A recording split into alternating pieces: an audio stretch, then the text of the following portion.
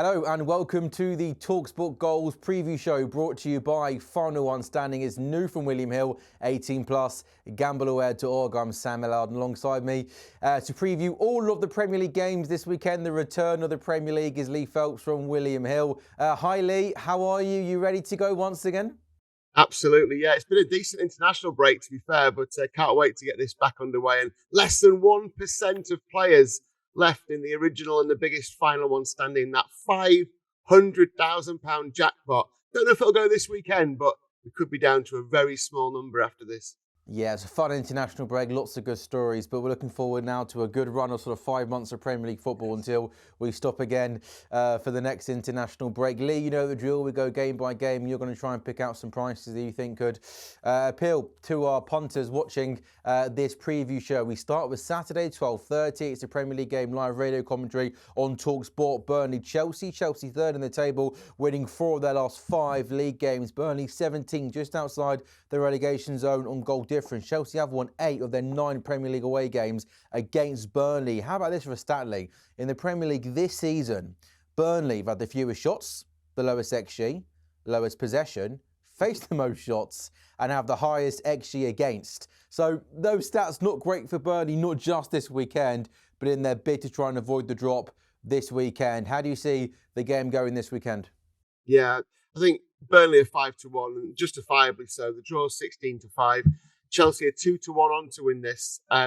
Everything that you've just said makes me think Chelsea will be in pretty much every ACCA. If you're using your ACCA boost over the weekend, I'm sure they'll be in there.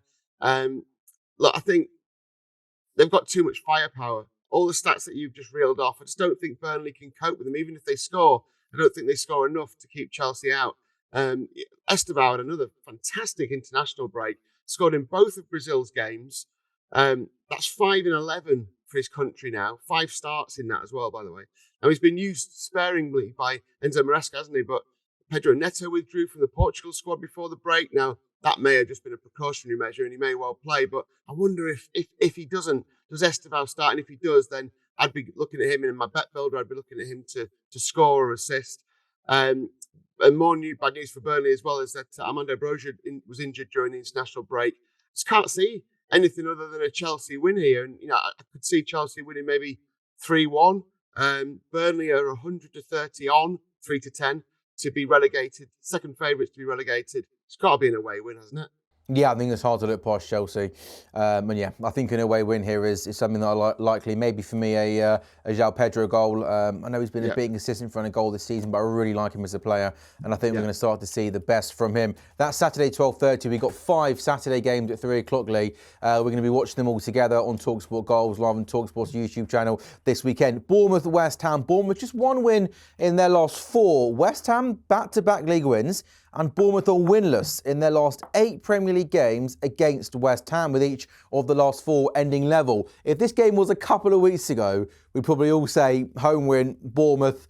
But maybe, Lee, a little bit more harder to predict given the side's recent form. Is that fair? Yeah, no, I think it is. I think, you know, Bournemouth are 8-13 to win this, which just all of a sudden seems a little short. The draw 29-10. West Ham 4-1. I mean, like, exactly what you say. I mean, that's fair enough. It's like it's been priced up 3 weeks ago. And you know, West Ham 11-8 for relegation. Remember, they were odds on a couple of weeks ago. And I think Bournemouth, look, we'll wait for team news, but Semenyo looked like he picked up an injury on international duty with Ghana, returned to Bournemouth. We haven't quite got the full info on that as we record this. Ben Dokes, obviously playing for Scotland, came off. Scotland had an unbelievable international break, but he had a pretty poor one. Justin Kluivert also reported as being injured as well, although not too many details on that. So, you know, there's a few injury worries for Bournemouth now, and it's the sort of squad that, whilst it's absolutely, you know, flying, great, but I just wonder, you know, and Semenyo's kind of, his goals have dried up a little bit. The last 4 of these games between these two have been draws.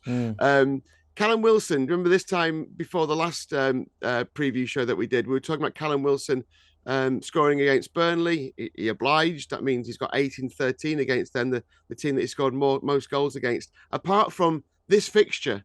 So So he scored 7 goals in this fixture. Now, all for Bournemouth, by the Sure. way.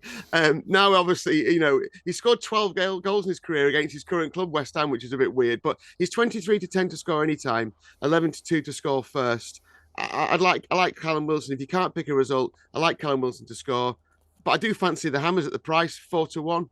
Yeah. I'll go with that. Yeah, when I looked through the prices, Lee, for all of the games, and you know better than this, all of this than me, I thought the West Ham price was one for me that really did jump out as maybe a decent value bet for Saturday afternoon. Another Saturday 3 o'clock game, Brighton Brentford, 11th v 12th. Both sides are on 16 points. Brighton remain unbeaten in their last 9 Premier League games at the Amex Stadium, and Brentford have lost 4 of their 5 away games in the Premier League this season. Are we edging, perhaps, Lee, given those stats, to maybe just a home win, perhaps Brighton to win and both teams to score, I like? Yeah, don't mind that at all. I think 19 to 20, Brighton. Again, it's a fair enough price, isn't it? The draw's 12 to 5, Brentford 14 to 5. Seagulls versus bees. No, we'll leave that. But I think we're into Brighton, the business end now. This is where the serious football starts now, Lee. No more animal jokes, please. Come on, we need to. No more. This is where you've got to start being really serious, please. Okay, sorry. Yeah, Brighton are a funny side, aren't they? 1 loss in 7. The inconsistent, aren't they? Yeah, they are consistent, but you know they're not going to lose many. 1 loss in the last 13 at home, and it's really good form, isn't it? As you said, Brentford not great away. That 1 win against West Ham. They've played Fulham, Forest, Sunderland and Palace. So, you'd maybe expect them to get a bit more than 1 win out of those if they are, as good as people make out they are. I think you're right. I think home win, 19 to 20. I think it goes in Ackers. Looking at the final one standing picks, 12.5% of players have gone for Brighton. 17%, by the way, gone for Bournemouth. So I think, I think a lot of people will put the trust in Brighton. And one of the unsung heroes from the international break, by the way, is Brentford keeper Kevin Kelleher. Sure. Made crucial saves against Portugal, including stopping Ronaldo scoring. And then when it was 2-2 versus Hungary, he actually made saves and put the ball in for Troy Parrott to score his 5th goal in 2 games and send Ireland into the playoffs. So he'll be coming into this in good form. So he might be worth thinking about that in terms of how many goals. But yeah, I'll go with you. I'll go Brighton to win 19 to 20, and by all means stick in the both teams to score as well. Yeah, if I had to back a team, I'm going home win. I'm not sure though. I'm going to put them in my acca, Lee. I'm not sure I like that. Fulham, Sunderland, 2 sides very different starts to the season. Sunderland are 4th and are absolutely flying. Fulham is 16th and struggling. Fulham though have earned 91% of their points in the Premier League this season at Craven Cottage. That's 10 of the 11, the highest home ratio of any sides in the competition this season. Sunderland 19 points from 11 games in the Premier League this season. Their best tally at this stage of a top-flight campaign since 1999, and the best by any newly promoted side since Hull in 08-09. So, Lee, Fulham doing badly, Sunderland doing really, really well, but looking at the odds, you guys still have got Fulham as favourites to win this game. Yeah, I don't understand it, to be honest with you. 21 to 20, Fulham. 21 to 10 the draw. Sunderland 11 to 4. This is one of those games where you scratch your head and you ask the traders why, and they'll say, well, Sunderland away from home not as good. Fulham are decent at home. It's like, well, and look, and by the end of the goal show on Saturday, it may be a draw, and Sunderland haven't won and haven't justified 11 to 4. But Sunderland are in the top 4 and beat Arsenal before the break. Fulham, no Muniz, no Sasalukic, and I scored the 2 goals against them. It's just, I just don't understand what the prices are here. Fulham have beaten Leeds, Wolves, and Brentford. Yeah, Sunderland are a mixed bag on the road, but they did win at Stamford Bridge as well. I think I've got to go Sunderland here, 11 to 4. I can't see anything in Fulham that we've watched that makes me think that that they're a good price. Now the draw is a big player, don't get me wrong. And if you're looking at goal scorers, Harry Wilson worth a look. Scored in the win over Wolves. Got a hat-trick against North Macedonia for Wales in that 7-1 win. 11 to 5 to score any time. 5 to 1 to score first. Again, if it's one that you don't want to touch as far as the outrights go, maybe look at a goal scorer. Fulham have got nearly 8% of the picks in the final one standing £500,000 game as well. So there's quite a few people out there who think they'll get the job done. We're going to lose a lot of people this weekend, Lee, aren't we, in this 500k? I don't know if you got it there. Has there been much movement, Lee, in terms of next manager to leave their position in the Premier League? There's been some talk over the international break about Marco Silva and Fulham, and my opinion is I think that it feels like he's taken them as far as maybe he can do, and maybe he hasn't been given the resources to really try and push on. Some talk maybe of some separation. Have you guys got any change there? It hasn't been a massive amount, but it's interesting that whenever you see those stories, and I've seen the same stories, but you also see the stories about them potentially offering him a new contract, which you think is a positive, but it always makes alarm bells ring, doesn't it? Vitor Pereira. Why are they doing that? It's like, but yeah, it's going to be an interesting one over the course. I think it's one. Let's check those prices before we go on air, and then let's see what happens. If they lose to Sunderland, then suddenly that price will shorten a lot. Liverpool, Nottingham Forest, another Saturday 3 o'clock game. Liverpool 8th in the table, 8 points behind Arsenal at the top. Forest 19th, but 1 from safety. Although Liverpool have lost 5 of their last 6 Premier League games, they have won 4 of their 5 at Anfield this season. Forest are one of 4 sides yet to win away from home in the Premier League this season, like Fulham, Newcastle and Wolves. Lee, is this possibly maybe the moment Liverpool have got some sort of favourable fixtures on paper to come over the next couple of weeks? You fancy Liverpool to get back to winning ways after that City defeat? Got to, haven't they? I don't think it's an option here. They're 2-5 to win this, 18-5 the draw, and Forest are 11-2. They've just got to bounce back. Now, I was looking through all the kind of performances from the international break, and there's not an awful lot in Forest team really. That might help them, the fact that maybe there's a bit more rest in the Forest players. You look at Liverpool, and it's a bit of a mixed bag. I mean, the worry for me, there was some brilliant performances from Liverpool players. You look at, even though Hungary, it didn't end up getting through, Szoboszlai set a goal up in both games. Mamardashvili, not so good. Conceded 9 goals now in 3 games after the City defeat. Lost 4-0 to Spain, 2-1 to Bulgaria. Cody Gakpo scored and assisted against Lithuania. Mo Salah didn't even score for Egypt in Uzbekistan. Hugo Ekitike came off the bench, scored against Ukraine. Florian Wirtz had a great game. Alex Isak played 29 minutes across 2 games. So it just seems a strange place at the moment, Liverpool. That confidence that usually flows through them doesn't seem to be there right now.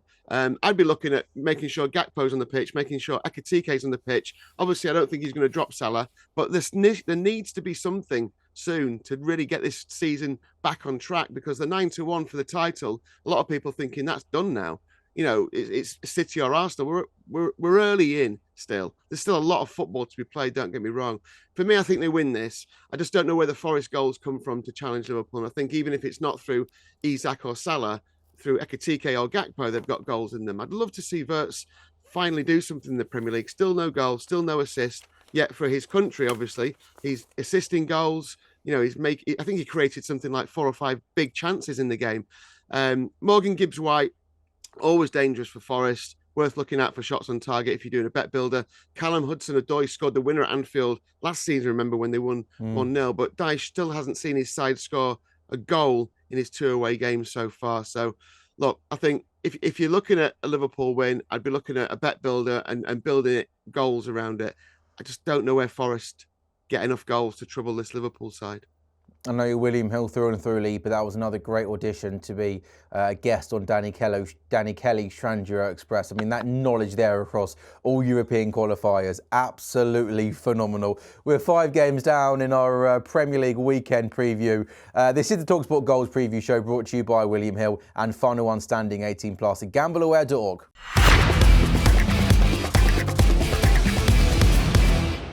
This is the talkSPORT Goals preview show brought to you by Final One Standing. It's new from William Hill, 18+, at gambleaware.org. It's Ellard and Lee Phelps taking you through all the Premier League games this weekend. We've done 5, we've got 5 more to go, and one more Saturday 3 o'clock game, Wolves Crystal Palace. Wolves bottom, no wins, 9 from safety, but a new manager, Rob Edwards, taking charge of his first game of Wolves this weekend. His first home win as Luton manager came against Crystal Palace in the first match after the November international break. Lee, I don't know if you think these things maybe have any bearings. They probably don't, but I still thought it was quite a fun stat. International break is done. Come on then. Can Wolves finally pick up their first Premier League win? Nah, I love it. I love those stats. Thank you. Any of those ones. I'm glad you enjoyed it. Yeah, teams who you get these stats where teams don't win on Friday nights or something daft, but sometimes it has a bearing on it. Wolves are just under 3-1 to win this, 27-10. The draw 12-5. Palace even money. Palace have got 31% of the picks. The final one standing in that the biggest, the original game, that £500,000 game. And I can kind of understand why. Incidentally, it's a 3 p.m. deadline for a new game, which is called Beat Robbie. Robbie Lyle of Arsenal Fan TV fame. He starts off in there with everyone else. When he goes out, whoever's left in the game shares 50 grand. Wow. So that's it. So as long as Robbie's in there, he's going to win the 50k. When he goes out, everyone who's left shares the 50. Deadline's 3 p.m. Palace won 7 of the last 9 head-to-heads. Look, Rob Edwards has got it all on. We've spoken about this on goals, haven't we? Like, when you look at the recent seasons, 25 points has kept people in, or would have kept the people in, high 20s. So no longer is it maybe the high 30s that it used to be. But let's say that Wolves have got to get to 30 points at least, just to be any chance, because it looks like it could be a quite high points total. You know, look at the other teams around them. They're already in double figures. They're on 2 points. They need a point here. You know, when you start looking at it, when I look down their fixtures, I make it 10 games that they don't win. And I'm talking about Arsenal. I'm talking about Man City, Newcastle away, Villa away, Liverpool. There's 10 games I don't think they win. That leaves 17 games left.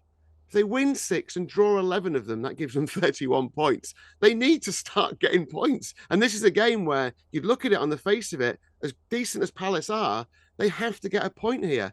But I'm not confident. The only good news for them is that Marc Guéhi is a big miss, obviously, injured. But Mateta scored again for France versus Azerbaijan. He's in great form. Even money for Mateta to score. I just think they lose again. I think there'll be a bit more, there'll obviously be a bit more in the ground. And we know Molineu's a great place. The crowd is brilliant and they will bring this team forward. And having Rob Edwards there with his history will help. But they're just not good enough to beat Palace, I don't think. I think Palace win and both teams to score here. Yeah, I think Palace are a much better team than Wolves, and I think evens is again, that could be a decent price, I think, for Palace that maybe gets into people's acres. We move to Saturday, 5:30. It was a tasty game. Newcastle, Man City. Newcastle 14th in the table. They're 2 points above the relegation zone. City is second and 4 behind Arsenal. Newcastle, remarkably, have won just 1 of their last 35 Premier League meetings at Man City. That's an awful record, isn't it? Man City lost 2 of their first 3 Premier League games this season, conceding 4 in the process. Since then, they've lost just 1 of their last 8, conceding just another 4 goals in this run, Lee. They're in good form. Newcastle domestically not in the best of form. Are we edging towards the City win here? Yeah, even money. Again, I think it's another good one. I think there's some nice prices for an ACCA, these Saturday games. Newcastle 12-5, the draw 13-5. City 4 points behind. Arsenal 9-4 for the title. Arsenal are 4-6, by the way. I'm nervous for Newcastle here. There were some big performances in the break from a few players involved here. Nick Voltemada scored 3 in 2 games for Germany. Haaland got 2 braces for Norway as they qualified for their first World Cup since 1998. And we sat there and watched Jeremy Doku, didn't we? Last time we were in the studio. That wasn't together. Jeremy Doku, Lee. That was a prime Lionel Messi, substituted in for just 1 game. Just unbelievable. But his form, when you look through his form and his ratings, he's been doing that all season.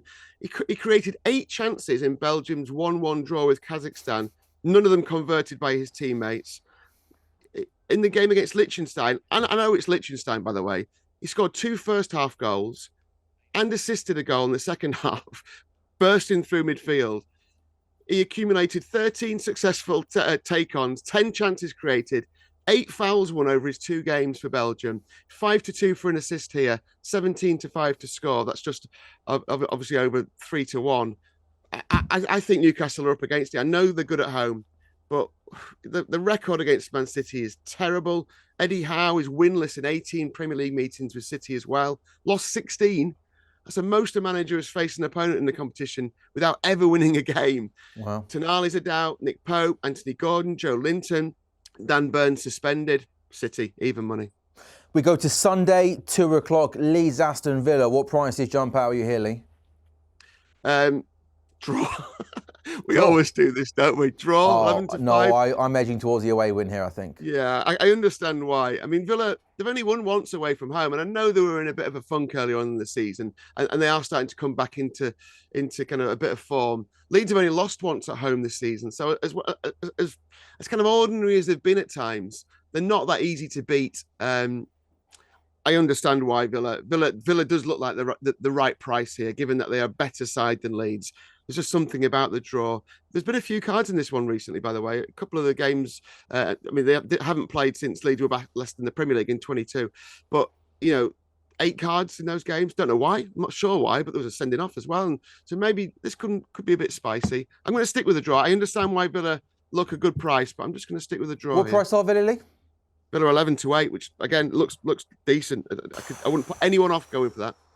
I'll tell you what, I'm going to tell you my acca after. I think I'm building a tasty acca here. 3 away wins, Palace, City and Villa, and I reckon I could get a decent price there. Sunday, 4:30, we're not doing a talkSPORT goal show, which is a shame. We're going to work hard Saturday, and then Sunday, 4:30, phone away, cup of tea, chocolate biscuits, Arsenal, Spurs, North London derby. It is the big one, isn't it? We know Arsenal are 4 clear. They got some tricky games, though, coming up. Spurs, Chelsea, Villa, Bayern Munich in the Champions League. Arsenal, though, have lost just one of their last 32 Premier League home games against Spurs. Spurs, though, are the only side still unbeaten away from home in the Premier League this season. How do you see this one going, Lee? What prices are jumping out with you and with William Hill? Tottenham, 13 to 2. I just think it's too big. I'm not saying they're definitely going to win the game, obviously. Arsenal are 2 to 5. More injuries over the international break for them. Yeah, no Gabriel, perhaps. That's a big miss, isn't it? I know that we keep saying they've got strength in depth, and they have. This is the best squad Arsenal have had for a long, long time. But if you keep testing it, the draw's 18 to 5, Tottenham 13 to 2. It just feels too big, doesn't it? And they haven't got many good results against Arsenal, to be fair, in the league. So there's nothing much to go on. Tottenham would have to play out of their skins to win this game. But again, you look at it and you think, well, they are capable. It's not like they're absolutely woeful, Tottenham, and they are on their day. We've seen this season they are capable of doing it. I think 13 to 2 will probably attract a lot of Tottenham fans in. The draw 18 to 5 is big. I think that's probably the play here. I couldn't back Arsenal at 2 to 5. They're not that good. If they'd have gone up to Sunderland, they're pretty good, though, aren't they? Yeah, they are pretty good. They've gone up to Sunderland and won 2-0. Fine. If they didn't have any injury concerns, fine. I'd be like, yeah, 2 to 5. It just my gut is that it feels too short, 2 to 5, and Tottenham feel a bit too big. They're tempting me in, and I'd probably be suckered into backing Tottenham. But really? the sensible one here is the score draw. I think we've seen score draws. Is there any value in doing? You can go Spurs and a draw, can't you, in one bet? Is that? Yeah. Is that any value in that, or would that just become too short? No, it doesn't. No, especially when the price is like the price is at 13 to 2. It's effectively it's +1 on the handicap, or it's called you can take the draw and the win for Tottenham. But +1 on the handicap effectively means Tottenham start the game 1-0 up, and then so obviously if they win, they win, and if they lose by a single goal, they also they draw the game. So I think that it's an interesting way to play it. I'll just go draw. I'm just going to go score draw. I like the score draw. I think it's. Okay. I wouldn't be surprised to see that happen. And Tottenham are capable. They've got goals in them still. Like you said, decent away from home. And Arsenal, just interesting to see where they go over the next 3 games. Okay, I like it. We're not done there. We've got a Monday night game to look forward to. Live radio commentary on talkSPORT of Man United Everton. United 7th, unbeaten in 5, 4 points off 2nd. Everton back in 13th, but just 3 points behind United. It's a fun Premier League table. 5 points separating 3rd to 13th. So it's tight, it's congested. A win can bump you up a couple of places. How do you see this one going, Lee? Monday Night Football. Yeah, 3 to 4 Man United, just a touch of odds on. 11 to 4 the draw. Everton 17 to 5. Everton struggle away from the Hill Dickinson, don't they? Haven't scored a league goal at Old Trafford since October 2021 either. And actually, Man United, they do score goals at home, don't they? Bit more confidence in the side. Odds on still leaves me a little bit like, not sure about backing Man United at odds on. Bruno got a hat-trick for Portugal in the break. Home win and both teams to score for me here. I think Everton are capable of scoring, And I think, obviously with Grealish, they've got an outlet there. It's just we keep banging on about this, who puts the goals in the back of the net for Everton. I think maybe I'm looking for a decent price here, but Man United with both teams to score is 12-5. Probably more about Man United's defence than Everton's attack. But yeah, I think Man United do win it though. What do you think? I think United to edge this one, yeah. I like Everton. I like this David Moyes Everton team. I mentioned a few times on the goal show. I think they lack that final, that clinicalness in front of goal, whether it's Beto or Barry. And yeah, United, a bit of momentum. And Buemo's in good form. I like Cunha, he's doing well. They look a much better team. I think United home win here. Lee, I've been scribbling down plenty of notes as you've been talking over the last 25 minutes. How about this for an ACCA this weekend? Go for it. Palace are evens at Wolves, City are evens at Newcastle, and Villa 11-8 at Leeds. And ACCA there is 8.5-1. Like it. I do like it a lot. Yeah. You could add, I think there's a couple of others that you could look at and maybe add in there. You don't like Brighton at home to Brentford? I'm not sure. And what price for Brighton to beat Brentford at home again, please? 19-20. That bumps your ACCA up to 17. I don't get how Brighton can be shorter than Villa. Brighton are shorter than City, right? Yeah, at home. They are at home, though. I know that, but I don't see how Brighton, I appreciate their home to Brentford. I don't see how they can be shorter than City. Yeah, because Newcastle are a good home side, aren't they? And obviously, there's a lot to take into consideration. This season's been really, really poor away. No, I get it. Cool. No, stick to your guns. Stick to your 8.5-1 for a treble. Like it. Lee, good stuff. Thank you very much as always. I will see you Saturday afternoon for talkSPORT Goals. Can't wait. This has been the talkSPORT Goals preview show brought to you by Final One Standing. It's new from William Hill, 18+ at gambleaware.org. And this Saturday, talkSPORT Goals is back 12:30 to 5:30. We're watching all the Premier League games with you. It should be an absolute belter. The Premier League this weekend is well and truly back.